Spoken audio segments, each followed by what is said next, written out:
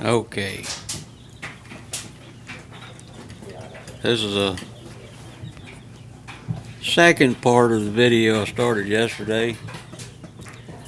I had 39 baby Dominica chickens, and they have been in this cardboard box. I don't know how to turn this camera around without turning the phone around, but anyway, I was going to turn this heat lamp off, but there's no on-off switch, and I can't unplug it without making a fool of myself. But anyway, we're going to finish up their little castle.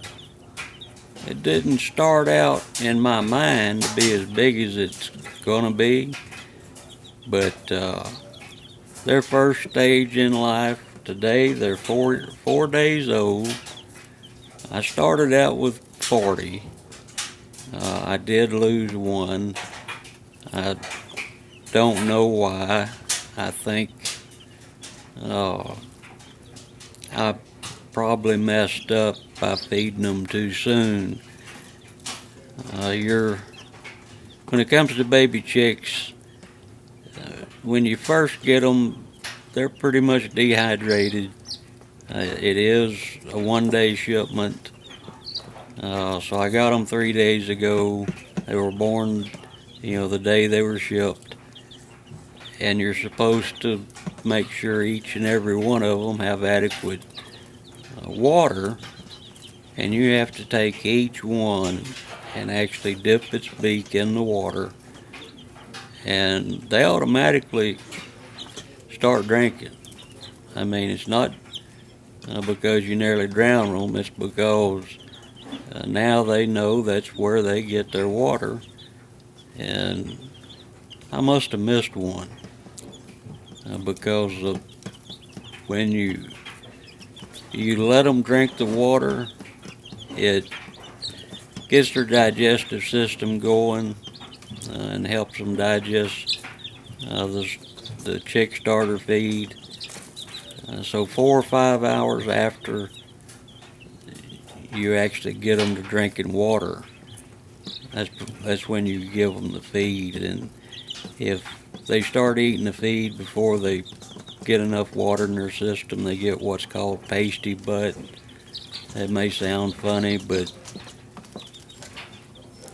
it's a relative term.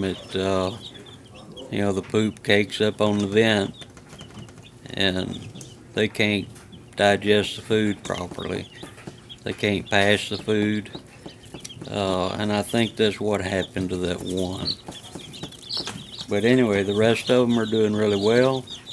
I'm gonna give you one more shot. Yesterday's video, it was awesome. They had been cutting up because they were hungry, they were thirsty. I was outside working on their pen, and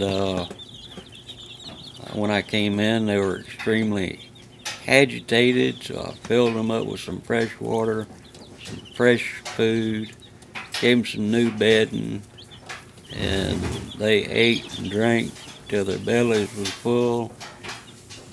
And the most amazing thing is they all lined up in a perfect row, side by side, and went to sleep, every one of them at the same time. So that's why I started this video series. But anyway, I'm going to give you the last look at them in the cardboard box, because we are going to finish this thing today outside. And I can't tell if I'm getting the whole thing or not, but anyway, they got their, whenever they're spread out like that, that means they're comfortable.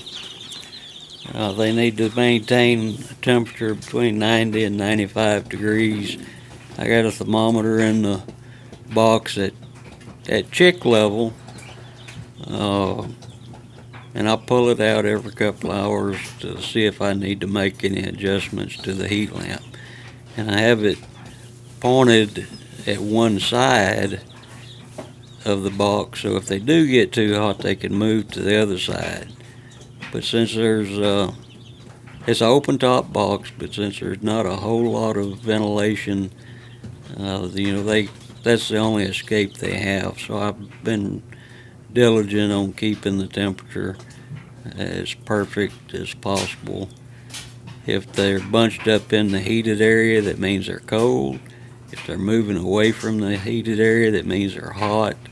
They're trying to self-regulate. And if they're just roaming around, then that means they're comfortable.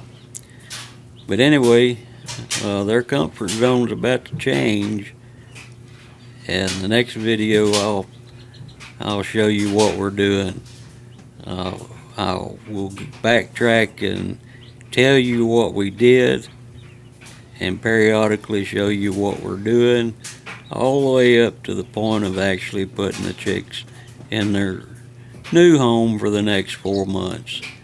After that, they'll be big enough to move into the hen house, and I'll tell you more about that